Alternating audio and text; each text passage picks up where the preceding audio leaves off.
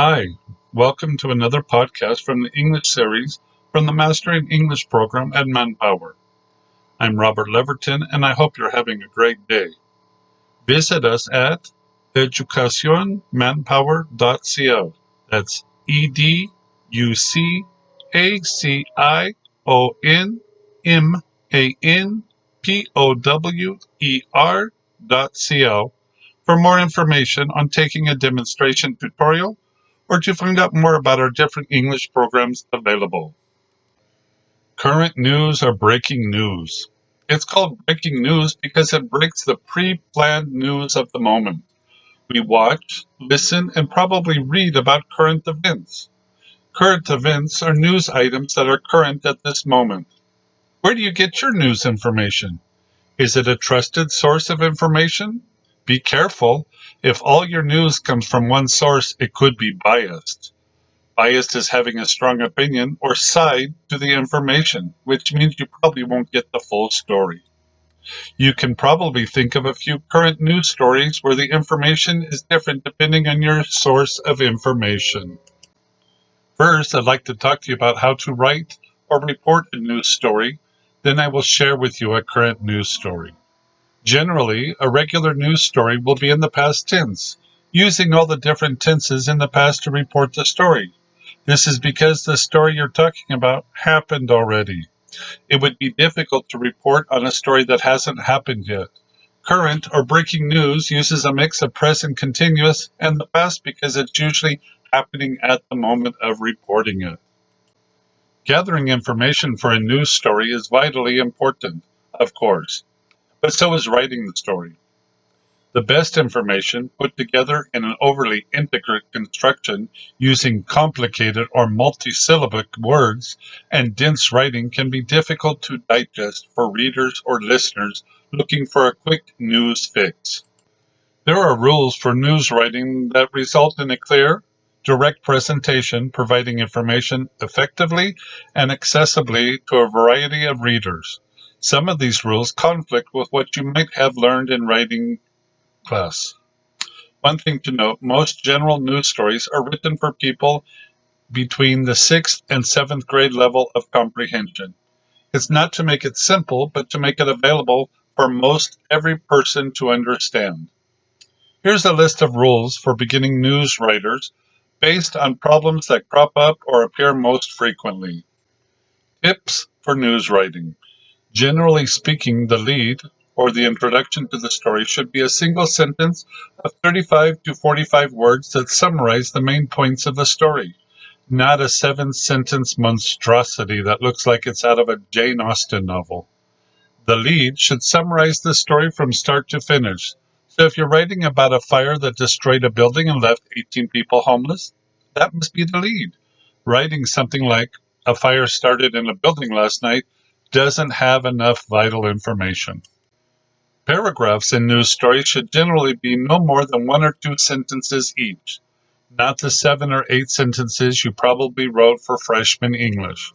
Short paragraphs are easier to cut when editors are working on a tight deadline and they look less imposing on the page. Sentences should be kept relatively short and whenever possible use the subject-verb-object formula. Backward constructions are hard to read.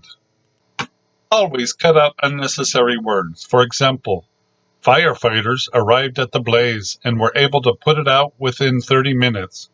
Can be shortened to, firefighters doused the blaze in 30 minutes. Don't use complicated sounding words when simpler words will do. A laceration is a cut, a contusion is a bruise, an abrasion is a scrape. A news story should be understandable to everyone. Don't use the first person I in news stories unless you are reporting a story that happened to you. News stories are generally written in the past tense. Avoid the use of too many adjectives. There is no need to write the white-hot blaze or the brutal murder. We know a fire is hot and that killing someone is generally pretty brutal. These adjectives are unnecessary. Don't use phrases as, thankfully, everyone escaped the fire unhurt. Obviously, it's good that people weren't hurt. Your readers can figure that out for themselves. Never inject your opinions into a hard news story. Save your thoughts for a review or editorial. When you first refer to someone in a story, use the full name and job title if applicable. On all subsequent references, just use the last name. So it would be Lieutenant James Jones when you first mention her in your story. But after that, it would simply be Jones. The only exception is if two people with the same last name are in your story, in which case you would use their full names. Reporters generally don't use honorifics such as Mr. or Mrs. Don't repeat information. Don't summarize the story at the end by repeating what's already been said. Try to find information for the conclusion that advances the story.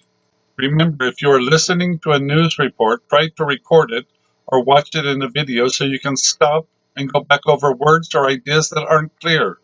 Be careful of reporters with strong accents, as you will need experience in the accents to understand better. Here's a current news story as of January 31st, 2020. Coronavirus is officially a global health emergency.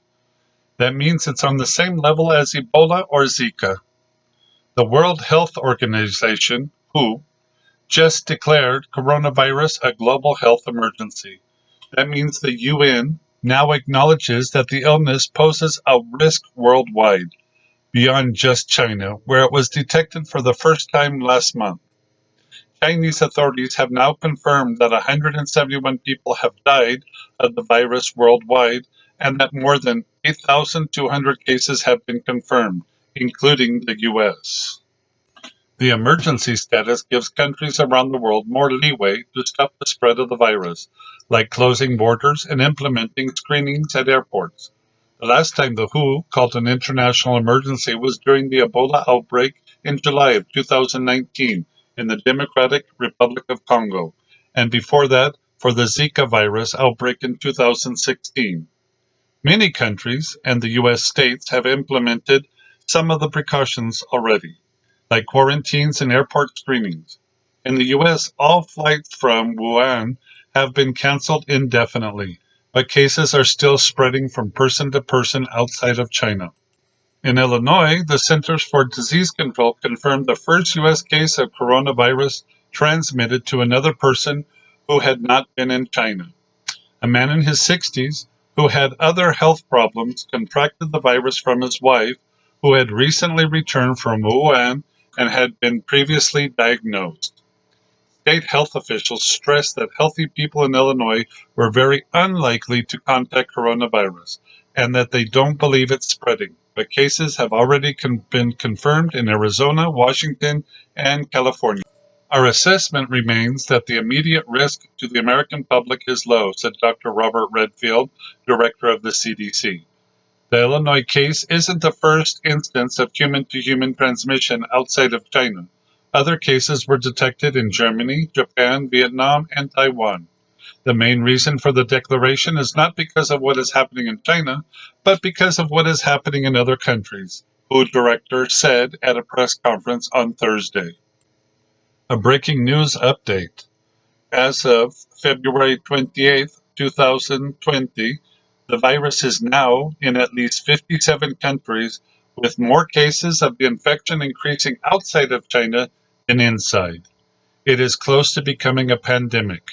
Stay tuned to the news for more information.